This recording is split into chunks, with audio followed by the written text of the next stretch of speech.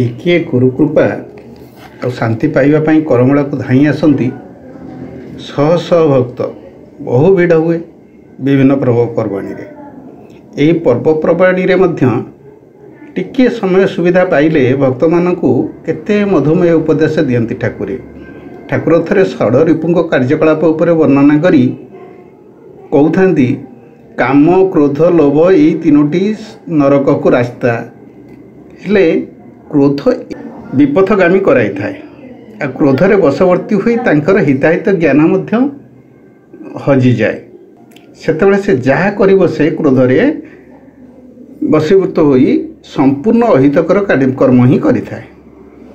तेणु यही शरीर रे थिबा जाए राग हरि ठारे काहीं थाए कि सराग मनुष्य देहरे सत्य शांति दया क्षमा चारोटी घर अच्छी ये दैवी गुण मान जहाँ ठारे प्रकाश हुए से ही गुरु पाद पद्म रे स्थान पाती। काम क्रोध लोभ मोह हिंसा द्वेष ये सब को काबू करि पारे नहीं। चारोटी ज्ञानेन्द्रिय चारि गुणर धारक होइथिबारु सचेतन मन शांति घरे रहिले क्रोध शांत हेबो। नासा द्वारा ही शांतिर घर नासार पवन जेते खर मन सेते चंचल जेते धीर सेते स्थिर नेत्र दयार घर कर्ण क्षमार घर आउ मुख सत्यर घर। ठाकुर लिखती सत्य शांति दया क्षमा ए चारि हरिंक महिमा। तेणु अहंकारी मन अहंकारी मिशा मन दुखर कारण समर्पित मन अटे सुखर कारण। दिनकर कथा थरे द्वापर जुगरे भगवान क्रोध दमन पाई निरहंकारी और ईश्वरार्पित मन विषय बुझाऊले। सात्यकी टिकिए भी से कथा को कर्णपात कले ना। बलराम मध्य से उपस्थित थिले से तो मायाधर किंतु तांकु से केबे कौनसी माया आवृत नुहंती। कबीर कहिथिले माया बड़ ठगिनी है शत्रु केउं दिगरु आसुची केते बेले आसीबो या जानि पारले सिना सतर्क रहिबो किंतु माया को जानिबार कौनसी उपाय नहीं। से परा विश्व मोहिनी विष्णु माया भागवत रे कुहागला मोहर माया रे जगत अज्ञान निद्रा रे मोहित मुझाकु सदय ज्ञानता हृदय उदय। अर्थात माया समस्तंक आखिरे निद माटी पकाई अज्ञान निद्रा रे अभिभूत करी रखिछि। समस्ते ईश्वर को भूली केवल कुहुड़ी रे पहरुछंती सत्य कण जानिबार मध्य उपाय नहीं।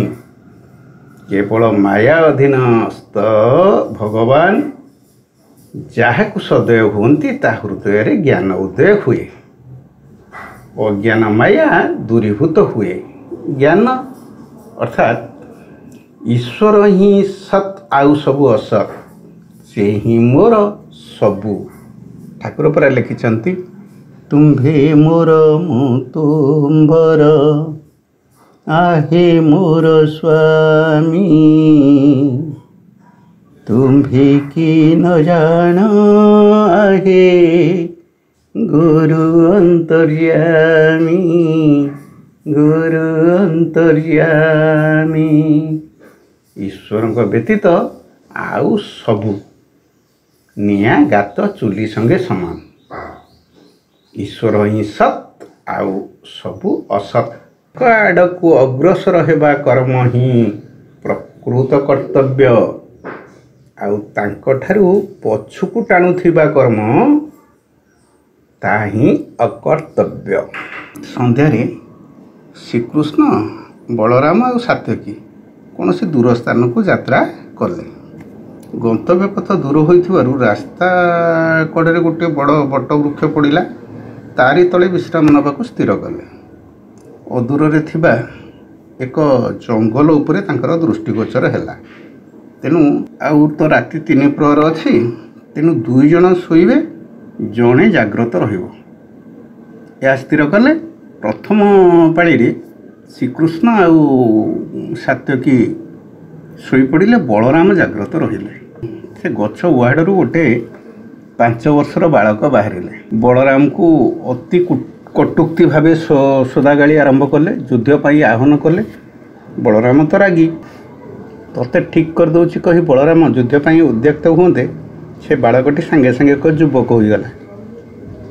आहरी कटु भाषा बलराम को गाड़ी कर युद्धपाई आह्वान कला। बलराम युद्ध आरंभ कले।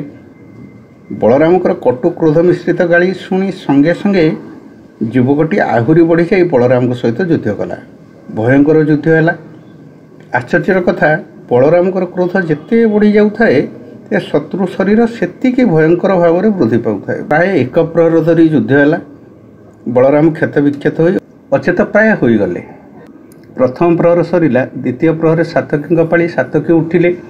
बलराम युद्धाहत शरीर को से न देखी केवल निद्राजनित क्लांति अनुभव करने मन करी बलराम को विश्राम नेबाई कहले। सातकी मध्य जाग्रत रहिले। एणे ये बालक पूर्व भली छोट 5 वर्षर हो रूप धारण कर गछुआड़े लुचि जाते। सात्यकी जगुआड़ा हो छिड़ा हबार किसी समय पर सात्यकी को हठात कटुभाषा प्रयोग कर युद्धपाई आह्वान कले। सात्यकी तांको जीवन काल भितर कुभाषा शुणी नथिबारु भयंकर भाव में रागी जाई क्रोध जर्जरित भाषा प्रयोग कर बालक को जीवन मारिदेवाई धमकाइले। द्वंद्व युद्ध आरंभ हो गला। तक्षणात देखी बालकटी गोटे प्राप्त युवक परिणत होगला। सात्यकी राग जी बढ़ी जाए युवकर शरीर से वृद्धि पाए। युद्ध में सात्यकी क्षत विक्षत हो अनुभव कले। शत्रु द्वारा तांकर जमती मृत्यु हो समय द्वितीय प्रहर अतिक्रांत कला। श्रीकृष्ण निदर उठी पड़े। श्रीकृष्ण जाग्रत रहिले। ए समय से बालकटी पुणी छोट पिला से गछुआड़े लुचि जाए। कृष्ण को देखी कटु भाषा पूर्व भली गाड़ी प्रयोग कला। युद्धपाई आह्वान कला। कृष्ण किंतु ताकू देखी मृदु मृदु हसी कहले अरे भाई तुम्हें देखिया केड़े सुंदर तुमर कंठ केड़े मधुर तुम्हें कथा मते भल लगुच अति आनंद देउछि। से पिलाटी पुणी गर्जन कर द्वंद्व युद्ध करने को आह्वान कला। श्रीकृष्ण पूर्व भली हसी हसी कहले तुमर चाली ठाणी सबको बहु प्रशंसा करी कमनीय शिशुटी की कोल करने मन कले। यह शुणी से बालकटी आउ टिके छोट हो गला। बलराम सात्यकी रागरे से युवक पुणी भयंकर रूप धारण करुला। किंतु कृष्णकर कमनीय कथार बालकटी छोट हो गला। किंतु से भली पटुक्ति प्रयोग करुए युद्धपाई आह्वान करुए। कृष्ण आहरी आनंदित हेले। तार रूपर बहुत प्रशंसा कर कुलाग्रत करने को आह्वान कले। बालकटी सांगे सांगे गोटे छोट पिला कंडे भली होगला। श्रीकृष्ण ताकू गोटे हाथ में उठे आनी गोटे लटीरे ताकू बांधी दे जगी बसिले। यही समय तृतीय प्रहर सरीगला। सुंदरा फाटीला। बलराम सात्यकी धीरे धीरे उठी श्रीकृष्णकर क्षत विक्षत शरीर को देखा युद्धर कौन लक्षण न देखी आश्चर्य हो रातिर जो दुख अनुभूति तंकर ओ से भयंकर शत्रुटी विषय वर्णना कले। श्रीकृष्ण समस्त शुणी मृदु मृदु हसी गोटे लटीरे बंधा होता चाखेंडे लंबर बड़ पोक भली मोड़ी मोड़ी होता देखाइले। कहले ये गोटे क्रोध राक्षस या जेते रखाइब से भयंकर हो अजय हो। तेणु जो मुहूर्त ता प्रति आनंद प्रयोग करिवो से समय तार शक्ति सामर्थ्य हास्य हम एवं से निर्जीव हो। जय सत्यनारायण स्वामी जय। ठाकुर को सदिच्छा पूर्ण हो बोल आनंद एक बार हरि बोल। समय अतिक्रांत होइछि आज कार्यक्रम को आम ये रखुचु। आज भिडियोटी आपण मन को भल लगी निश्चिंत भाव में कमेंट सेक्शन में जनइबे और यही भाव में नुआ नुआ वीडियो देखिया आम चैनल को लाइक शेयर सब्सक्राइब करने जमा भी भूलिबेनी। रहुचु नमस्कार।